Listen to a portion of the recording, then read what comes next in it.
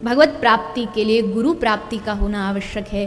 और जिस दिन आपको कहीं गुरु मिल जाए, अगर आपको गुरु प्राप्ति हो गई है तो समझ लीजिए आज से ही आपका जन्म आध्यात्मिक जन्म हो गया है। जो साधारण शरीर का जन्म होता है वो तो हम सबको याद ही रहता, फलाने दिन हम हुए थे, पर असली जो हमारा जीवन का जो जन्म होता है वो उसी दिन होता है जब हम पर किसी गुरु की कृपा होती है, जब हम गुरु धारण करते हैं।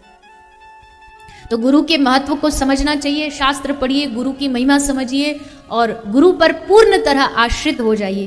फिर देखिए कि गुरु कैसे आप पर कृपा करेंगे, गुरु कैसे आपकी भक्ति को आगे बढ़ाएंगे। तो श्री उत्तानपाद महाराज की दूसरी पत्नी सुरुचि अपनी मन मर्जी करती है, जो मन में आता है वो ही करना, कोई शास्त्र की बात मानना नहीं। और ऐसा जब जीव करता है तो उसका परिणाम बड़ा भयंकर होता है, बुरा होता है। जैसे आजकल आप देखो तो कोई जाएगा एक पेड़ पर, एक मैया ने साड़ी चढ़ा दी, किस लिए? बोले यहाँ साड़ी चढ़ाने से इच्छा पूरी होती है तो लंबी लाइन लग जाएगी। ये क्या सुरुचि, मनमानी। यहाँ धागा बांधने से मनोकामना पूरी होती है तो पूरा पेड़ को लाल बना देंगे धागा बांध बांध के। ये सब सुरुचि भक्ति, अपनी मन मर्जी की भक्ति। शास्त्र का और इसका कोई लेना देना नहीं है।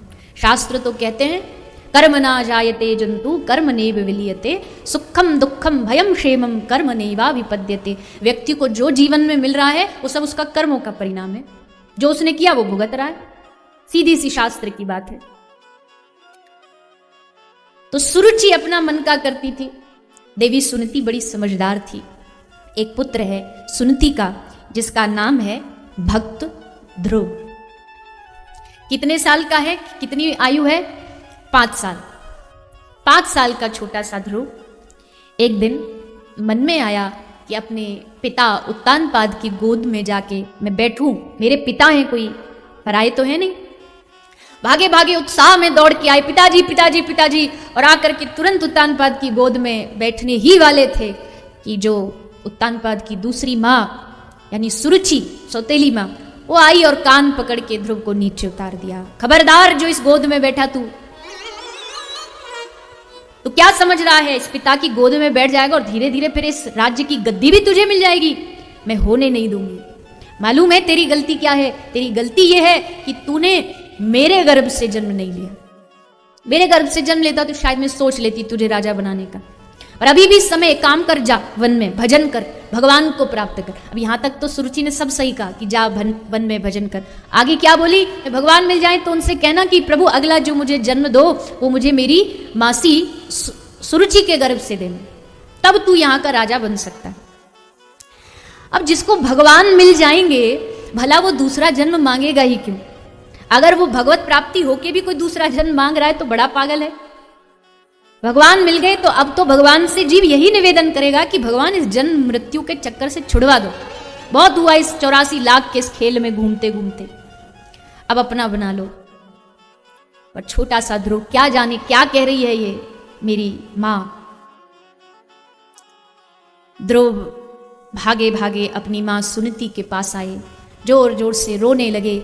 मां ने पूछा, बेटा क्या हुआ, क्यों रो रहा है? पूरी घटना सुनाई और कहा कि ऐसे ऐसे मेरी छोटी माँ ने कहा है कि वन में जा, भजन कर, भगवान को प्राप्त कर तो तू राजा बनेगा। तो माता सुनीति धन्य है। मुस्कुराते हुए हंसते हुए मैया ने सोचा कि जब लोहा गर्म हो उस पर हथौड़ा मारने से उसका आकार बदल जाता है। अभी ये क्रोध की अग्नि में जल रहा है कि मेरी छोटी माँ ने बोल कैसे दिया मुझसे ऐसा। बस यही समय इसको भगवान से जोड़ने का। माँ ने कहा, बेटा तेरी छोटी माँ ने गलत क्या कहा, सही तो कहा है। अगर तुझे कुछ पाना है तो जा वन में भजन कर और भगवान को प्राप्त कर ले जा। 5 साल के बालक को उसकी माँ कह रही है कि जा वन में भजन कर ले, भगवान को प्राप्त कर ले। कितनी धन्य है वो माँ जो चाहती है कि उसका बालक, उसका बेटा वन में जाए, भजन करे, संत बने, महापुरुष बने। वरना तो आधी से ज्यादा मैयाओं का तो बस यही मन होता, हमारा बच्चा बड़ा होके वह अच्छा धंधा कर ले, पैसा अच्छा कमा ले। लेकिन मेरा बच्चा बड़ा होके संत बन जाए, महात्मा बन जाए, ये कोई बिरली ही कोई एकाध ही माताएं होती है जो चाहती है मेरा बच्चा संत बने, राष्ट्रभक्त बने, देशभक्त बने, देश के प्रति जीवन समर्पित करे। कहानी दृष्टांत आता है ना, राष्ट्र के एक बड़े ही अद्भुत राष्ट्रभक्त हुए भगत सिंह। तो जब उनकी मृत्यु हुई तो उनकी माता जोर जोर से रो रही थी। तो लोगों ने आके सोचा थोड़ा समझा दे, माँ है, माँ का हृदय है। तो माँ को समझा रहे, अरे भैया देखो, आपको रोना नहीं, आपको तो खुश होना चाहिए कि आपका बेटा देश के लिए उसने बलिदान कर दिया, इतिहास में उसका नाम लिया जाएगा। तो वो भगत सिंह की माँ रोते हुए कहती है कि ये आंसू इस बात के नहीं है कि मेरा बेटा मर गया देश के लिए, राष्ट्र के लिए। ये आंसू इस बात के लिए हैं कि इस विधाता ने मुझे एक ही बेटा क्यों दिया, अगर एक और देता तो उसको भी हंसते हंसते राष्ट्र के लिए न्यौछावर कर देती, दूसरा बेटा होता वो भी देश के लिए बलिदान दे देती। ऐसी माँ जो ये चाहे कि मेरा बेटा देश के लिए, धर्म के लिए, समाज के लिए अपना जीवन न्यौछावर कर दे, धन्य है। वन में भेजने की प्रेरणा माता सुनीति ध्रुव को देती है। माँ ने कहा तो ध्रुव को लगा अब तो जाना ही पड़ेगा। हृदय एकदम माँ ने विश्वास से भर दिया कि बेटा तू चिंता मत कर, ये मत सोचना कि वन में क्या होगा। अजी 9 महीना गर्भ में रहे तब किसने हमारा सहारा दिया बताइए। 9 महीना जीव जब गर्भ में रहता है, 9 महीना छोड़ो 9 मिनट भी अगर उस दशा में आज हमें रख दिया जाए तो सांस घुट के मर जाएंगे। एक कमरे में जहां बिजली ना हो, कुछ ना हो, एकदम गुफा जैसा, वहां 9 मिनट भी बंद कर दिया जाए तो सांस फूल जाएगी, सह नहीं पाएंगे। 9 महीने इतनी छोटी सी जगह में जहां चारों ओर से जठराग्नि जलाती है, कौन किसने बचाया उस गर्भ में हमको। पेट में भोजन की व्यवस्था की, जन्म हो गया तो जानते अभी खाना नहीं खा सकता, तो देखो कितना बड़ा आश्चर्य। अरे लोग कहते दुनिया के 7 आश्चर्य, 7 अजूबे, ये सबसे बड़ा अजूबा है। ठाकुर जी क्या अजूबा बनाया है। वो माँ जिसके गर्भ से बालक का जन्म होता है, जन्म होते ही स्तनों से दूध निकलने लगता है, पर भगवान अपने जीव को कभी भूखा नहीं रख सकते। कितनी कृपा है भगवान की, कितनी कृपा है, और उस कृपा को हम भूल जाते हैं। दुनिया वालों को तो धन्यवाद देते रहते हैं, जी इन्होंने हमारा पालन पोषण किया, इन्होंने हमारा जीवन रक्षा की, इन्होंने हमको समय आने पे पैसे उधार दे दिए। पर जिसने तुमको दिन रात श्वास जो दे रहा है, पानी दे रहा है, उस भगवान को कभी फुर्सत में हमने धन्यवाद दिया? कभी बैठ के उनको कहा प्रभु कितनी कितनी महिमा गाऊं, तेरी उतनी कम है। मुफ्त में, कोई हमसे कोई बदले में कुछ लेना भी नहीं उसे, मुफ्त में कृपा, कृपा पे कृपा तुम किए जा रहे हो। अधम से अधम हो रहा हूं मैं, लेकिन कृपा पर कृपा तुम किए जा रहे हो। तुम्हारी कृपा नहीं रुक रही, और मेरा जो पाप है, मेरे जो अवगुण है वो नहीं रुक रहे। इसलिए हर जीव को जीवन में से समय निकाल के हमेशा भगवान को धन्यवाद देना चाहिए। अधम से अधम हो रहा हूं मैं, लेकिन कृपा पर कृपा तुम किए जा रहे हो। बहुत सोचता भूल मुझसे न होगी, बहुत सोचता भूल मुझसे न होगी, जो तुमको न भाए बात वो अब न होगी। फिर भी मगर भूल होती है मुझसे, क्षमा ही सदा तुम किए जा रहे हो। कृपा पर कृपा तुम किए जा रहे हो।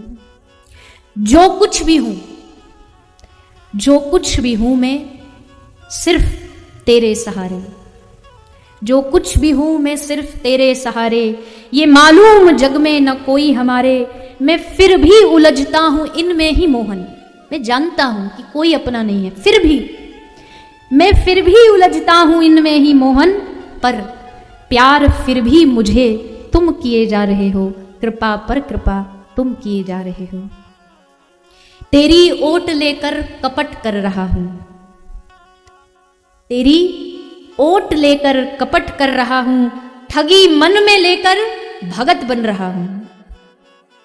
मन में ठग बैठा है, कपट बैठा है, और बाहर से हम बड़े भगत हैं। तेरी ओट लेकर कपट कर रहा, ठगी मन में लेकर भगत बन रहा हूं। पता है कभी पोल खुलकर रहेगी, मैं जानता हूं एक ना एक दिन ये पोल खुलकर रहेगी। पता तुमको भी है, पर तुम ढके जा रहे हो, कृपा पर कृपा तुम किए जा रहे हो। कृपा करने का जो इरादा है तेरा, अगर इतनी ही कृपा कर रहे हो तो एक भाव मेरा भी है। कृपा करने का जो इरादा है तेरा, कृपा कर छुड़ा दो ये विषयों का घेरा। अगर सचमुच कृपा करना चाहते हो तो हे गोविंद इस विषयों के घेरे से मुझे मुक्त कर दो। अगर तुमको लगता हूं मैं जैसा हूं अच्छा, अगर तुम ये कहो कि नहीं नहीं मुझे तो तुम विषय में पढ़े तो भी अच्छे लग रहे हो, जैसे हो वैसे अच्छे लग रहे हो, तो कहता है भक्त अगर तुमको लगता हूं मैं जैसा हूं अच्छा, तो फिर बोलो मिलने कब आ रहे हो। अगर मैं जैसा हूं तुम्हें वैसा मंजूर हूं तो फिर देरी किस बात की, आ जाओ मिलने, फिर देरी क्यों कर रहे हो। अधम से अधम हो रहा हूं मैं लेकिन कृपा पर कृपा तुम किए जा रहे हो। तो कभी कभी भगवान की कृपा की ओर ध्यान दिया करो। क्या नहीं है उस पर तो हमेशा ही ध्यान जाता रहता है, ये नहीं है, ऐसा नहीं, वैसा नहीं, हमें जो चाहिए वो नहीं, पर कितना कुछ उसने अच्छा किया है हमारे जीवन में, उसको धन्यवाद दो, रोज धन्यवाद दो। कोई जन्मदिन पर एक घड़ी ले आता है तो 10 बार उसको धन्यवाद देते हैं कि आपने हमको जन्मदिन पर उपहार दिया, पर उस घड़ी को जिस हाथ में बांधोगे वो हाथ देने वाले को कभी धन्यवाद किया। जब भयावह स्थिति चल रही थी कोरोना काल में, लोगों के पास ऑक्सीजन सिलेंडर नहीं थे, एक एक ऑक्सीजन की श्वास के लिए लोग दर बदर भटक रहे थे, वो श्वास आज हमको मुफ्त में खुले में मिल रही है, ले रहे हैं, कोई पैसा नहीं, कोई रुपया भगवान हमसे ले नहीं रहा। एक आंख की कीमत हॉस्पिटल में जाके पूछो, एक हार्ट ट्रांसप्लांट की कीमत जाकर के अस्पताल में पूछो, लेकिन उस भगवान ने इतना सुंदर शरीर हमें बिना किसी लोभ लालच के दे दिया। फिर भी हम उससे कहें कि हमें तूने कुछ नहीं दिया तो हमसे बड़ा कोई कृतज्ञ नहीं, धोखेबाज नहीं, नमक हराम नहीं।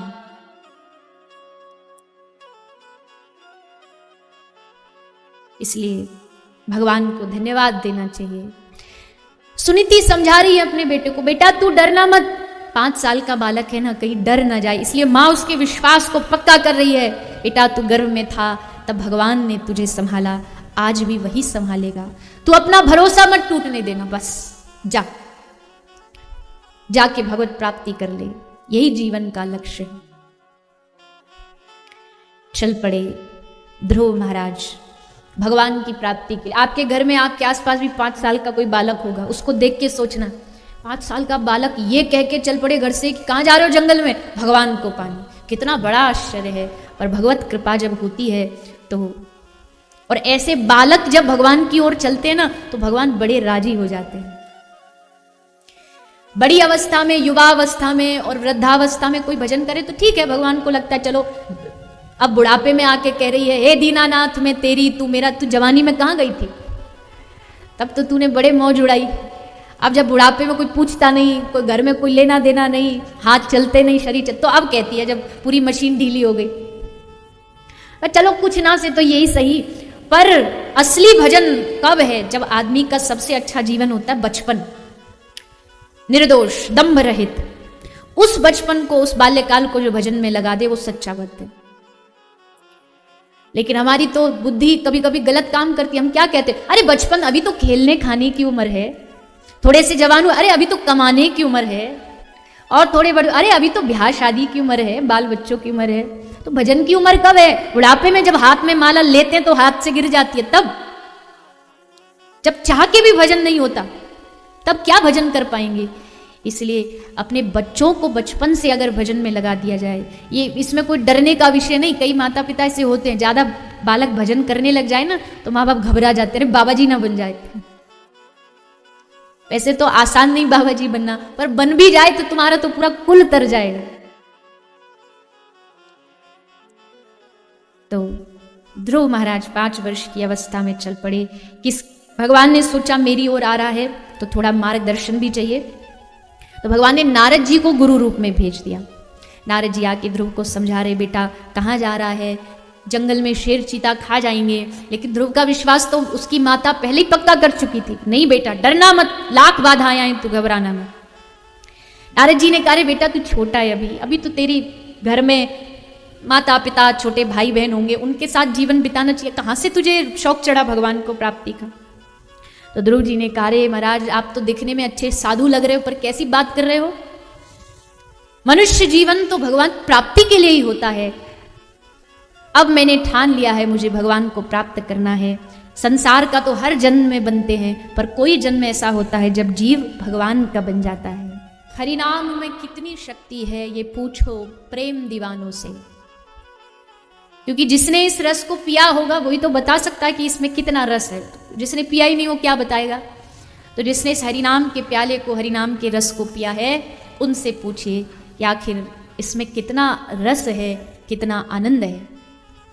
तो ध्रुव महाराज इसी हरिनाम के मार्ग पर निकल पड़े बिना डरे निडरता से। गुरु मिले, गुरु ने मार्ग बताया कि बेटा भजन करना है तो देखो भगवान तो कहीं भी मिल सकते हैं, भगवत प्राप्ति तो कहीं हो सकती है, पर कई बार भूमि का बड़ा महत्व होता है, स्थान का, धाम का बड़ा महत्व होता है। तो भगवत प्राप्ति करनी तो एक काम करो, ब्रज चले जाओ। सुना है ब्रज में ठाकुर जी बड़ी जल्दी सुन लेते हैं, तो वहां जाके भजन करो। तो श्री ध्रुव महाराज मथुरा आ गए और मधुवन नामक एक वन है, उसमें जाके ध्रुव जी ने भजन किया। कैसा भजन किया? तिरा त्रांते कपित बदरासन।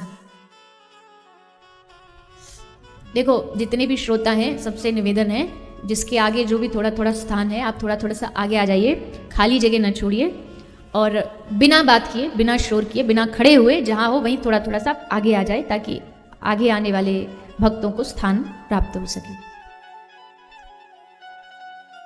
तो भागवत जी कह रही हैं बड़ा घोर तप किया, 3-3 दिन बाद बेर खाते थे, फिर 6-6 दिन बाद पत्ते खाते थे, 9-9 दिन बाद जल पीते, 1 महीना पूरा श्वास रोक करके खड़े हो गए, श्वास ही नहीं ली।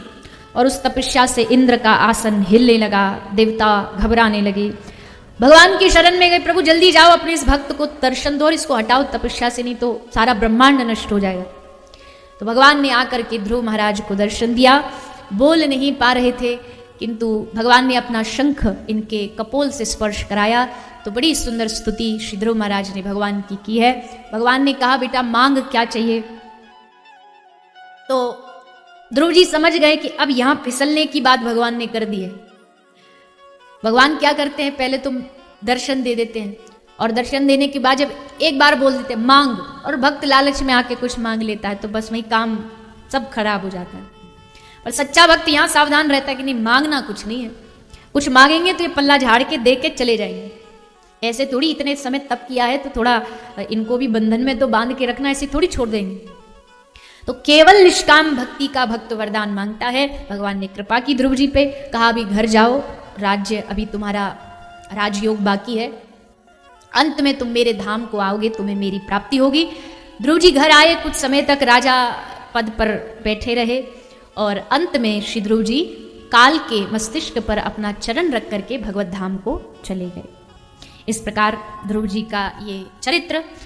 ध्रुव जी के वंश में महाराज उत्कल हुए, उत्कल के पुत्र अंग हुए, अंग के वेन हुए, वेन के शरीर का मंथन किया गया, जिससे पृथु महाराज और अर्ची महारानी का प्रागट्य हुआ। पृथु महाराज की भी बड़ी सुंदर स्तुति है, भगवान से सहस्त्र कान मांगे ताकि मैं आपकी कथा निरंतर श्रवण करता रहूं। प्राचीनवरी की कथा आई। राजा प्राचीनवरी जो अश्वमेध यज्ञ किया करते थे, घोड़ों की बलि चढ़ाते थे, भगवान ने देवर्षि नारद जी को भेजा, नारद जी ने इनको उपदेश दिया, पुरंजन पुरंजनी की कथा सुनाई, इन्होंने यज्ञ वहीं रोक दिया। इसके उपरांत महाराज मनु के दूसरे पुत्र प्रियव्रत का चरित्र सुखदेव जी सुना रहे हैं। राजा प्रियव्रत जिनके घर पुत्र रूप में प्रकट हुए नाभि के पुत्र हुए भगवान ऋषभदेव। ऋषभदेव भगवान के 100 पुत्र हुए, जिनमें सबसे बड़े पुत्र का नाम है भरत महाराज। भरत जी जिनके नाम से हमारे देश का नाम भारत पड़ा। लेकिन मन में वैराग्य ऐसा जागा भरत जी के कि भरत जी ने सारे राज्य को ठोकर मार दी। ये राजवाज हमें संभालना नहीं है। एक गंडकी नदी के पास एक छोटी सी कुटिया बनाई और उसी कुटिया में भजन करके भगवान का स्मरण करने लगे। पर हुआ क्या, एक बार नदी में स्नान कर रहे थे, उसी समय एक हिरनी जल पीने के लिए उस सरोवर पर आई थी, नदी पर आई थी। तो जैसे वो जल पी रही थी, उस समय वो गर्भवती थी। नदी के दूसरे किनारे पर एक सिंह खड़ा था। शेर ने बहुत जोर से दहाड़ मारी, उसी समय उसको प्रसव पीड़ा हुई और उसका बालक पानी में गिर गया। पानी में बहता बहता आया, मृगनी डर के मारे उस समय वहां से भाग गई और एक गुफा में गई, वहां जाके उसका सर लगा, मृत्यु हो गई। अब वो बालक अनाथ हो गया, पानी में बहता बहता आ रहा था। श्री भरत महाराज ने अपने हाथ में सूर्य भगवान को अर्घ देने के लिए जैसे जल लिया, तो हाथ में वही हिरनी का बालक आ गया। अब उसको देखा। अब कोई भी जो नव शावक होता है वो बड़ा प्यारा होता है, चाहे वो गाय का बच्चा हो, हिरनी का बच्चा हो। तो उसको देख के एकदम हृदय प्रेम से भर गया भरत जी का। लगा अब ये बेचारा, इसका तो कोई है नहीं दुनिया में, चलो मैं ही अपनी कुटिया पे ले जाता हूँ। ले आए, ला करके उसका पालन पोषण करने लगे। ठीक है, दया है, भक्त के अंदर दया तो होनी चाहिए, लेकिन यहां सब गड़बड़ हो गई। लाए थे तो दया भाव से, पर वो दया दया करते करते वो मोह में बदल गए। धीरे धीरे उस मृग शावक में मन फंसता चला गया। अभी खाया के नहीं, सोया के नहीं, कहीं बाहर तो नहीं चला गया। पहले माला करने बैठते थे तो हरि याद आते थे, अब बैठते तो वो याद आता है, क्या कर रहा होगा पता नहीं। भजन छूटने लगा, ध्यान चिंतन छूटने लगा, उसमें मोह फंसता चला गया। एक दिन एक हिरणों का झुंड वहीं से निकल के जा रहा था। मृग शावक ने देखा, ये तो मेरे जैसे दिखते हैं, तो मैं तो इनकी जाति का हूं, यहाँ तो गलती से फंसा हुआ हूं। सो वो उनके झुंड में संग चला गया। अब भरत जी उठे अपने ध्यान से, और जैसे उठे कुटिया में ढूंढा, बालक नहीं है। चारों ओर बावरों की तरह ढूंढते फिर रहे, चिल्लाते फिर रहे, पुकार रहे जंगल जंगल में जाकर के उसको। और उसी समय भरत जी का काल आया। अंतमति सो गति, अंत में व्यक्ति जैसा सोचता अगला जन्म उसको वैसे ही प्राप्त होता है। कई लोग कहते हैं ना, इस जन्म में आप मनुष्य बन गए तो अगले जन्म में भी मनुष्य बनोगे। किसने कहा? शास्त्र तो ऐसा कहते नहीं। कोई कंफर्मेशन नहीं है कि इस जन्म में मनुष्य बन, कुछ भी बन सकते हैं, पशु पक्षी कीड़ा मकोड़े, जैसे कर्म वैसा जन्म। तो भरत जैसा महापुरुष एक हिरण के बालक के मोह में फंस के अगला जन्म मिला, एक हिरण बन गए। लेकिन भक्ति कभी व्यर्थ नहीं जाती। भक्ति की एक सबसे अच्छी बात यही है, मान लीजिए इस जन्म में आप KG, first, second, 12th, PhD तक पहुंच गए शिक्षा में, फिर अगला जन्म जब मिलेगा तो केजी से ही शुरुआत होगी, ABCD से ही शुरुआत होगी। लेकिन भक्ति एक ऐसी वस्तु है जो हर जन्म में जहां खत्म होती है पिछले जन्म में, अगले जन्म में वहीं से आरंभ हो जाती है। भक्ति नष्ट नहीं होती। तो भरत जी उस हिरण योनि में भी भजन करते, भगवान को याद करते, धीरे धीरे वो योनि भी छूट गई। और तीसरे जन्म में भरत जी ने एक ब्राह्मण के घर जन्म लिया। ब्राह्मण शरीर मिला।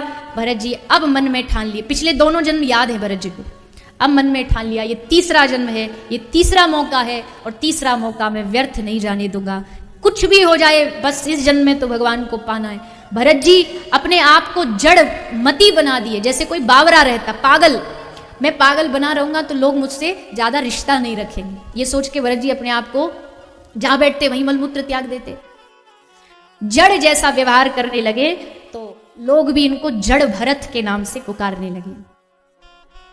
एक दिन जड़ भरत जी एक वृक्ष के नीचे विश्राम कर रहे थे, तभी एक चोरों का झुंड था।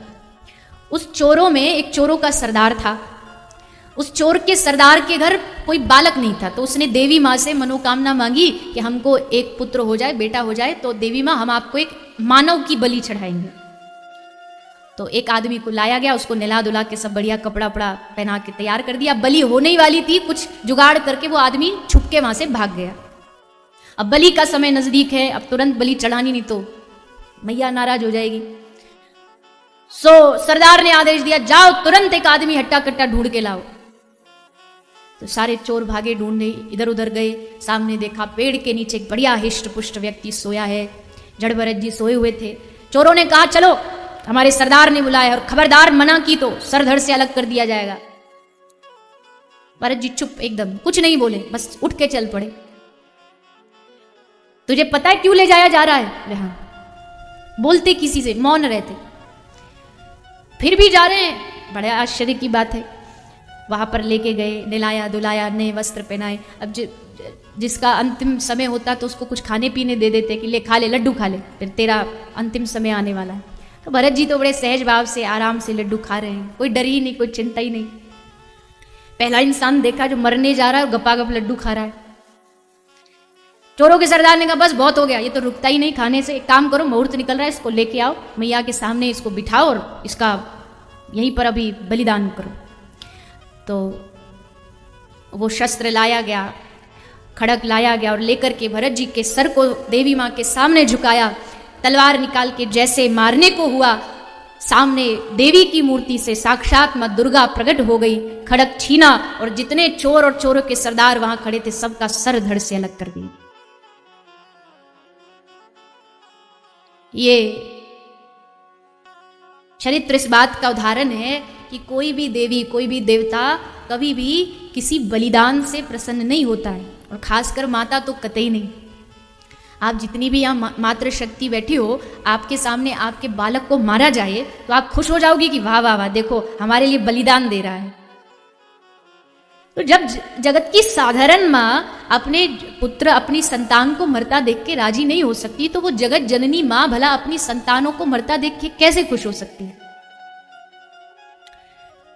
इसलिए जो बलि प्रथा है अभी भी हमारे भारत देश में कई कई जगह, पिछले ही वर्ष मेरा यही इसी जमशेदपुर के पास ही आना हुआ था एक कथा में, सेकेंड लॉकडाउन से पहले।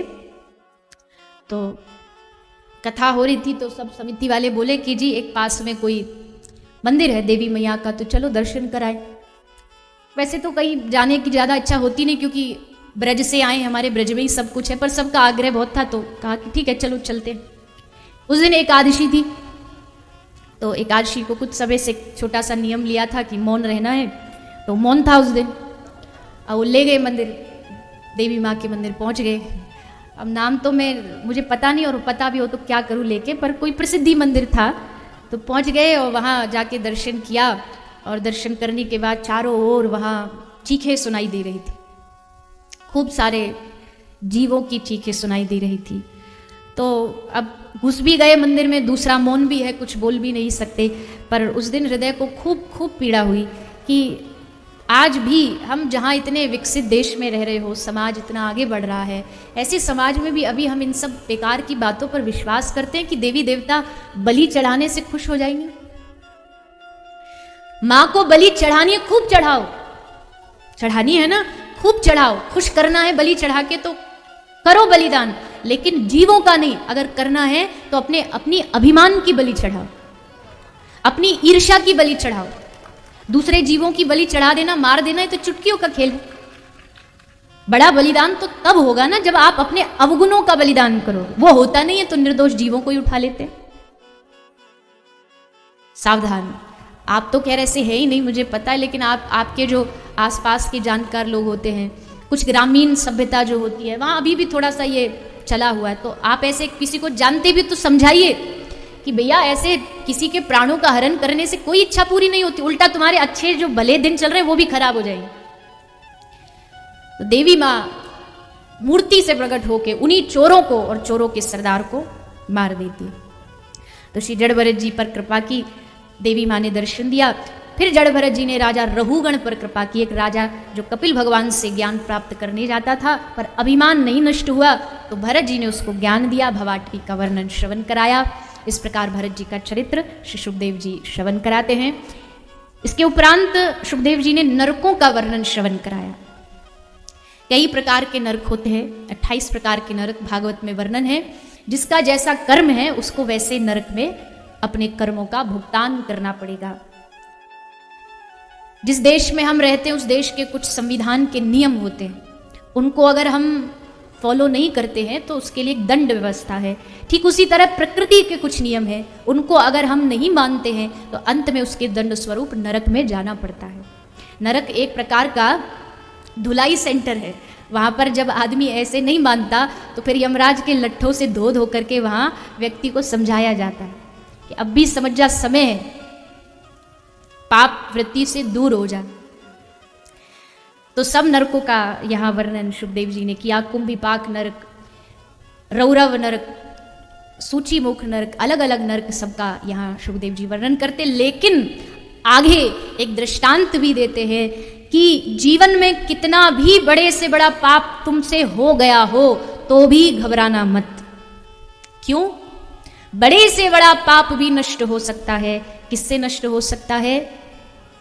एकमात्र केवल और केवल कृष्ण नाम से, राम नाम से बड़े से बड़ा पाप नष्ट किया जा सकता है। जैसे एक रुई का पहाड़ हो, लेकिन एक चिंगारी लगने से पूरा पूरा पहाड़ जल जाएगा। पापों का कितना भी बड़ा पहाड़ पर्वत बना हो, पर एक कृष्ण नाम की चिंगारी सारे पापों को नष्ट कर सकती है। इसलिए नाम जपिए। कल भी आपसे कहा था, नाम जपना मत छोड़िए। पूजा नहीं होती, चल जाएगा। ध्यान नहीं होता, चल जाएगा। त्याग नहीं होता, चल जाएगा। दान नहीं हो रहा है, चल जाएगा। लेकिन नाम नहीं होगा तो नहीं चलने वाला।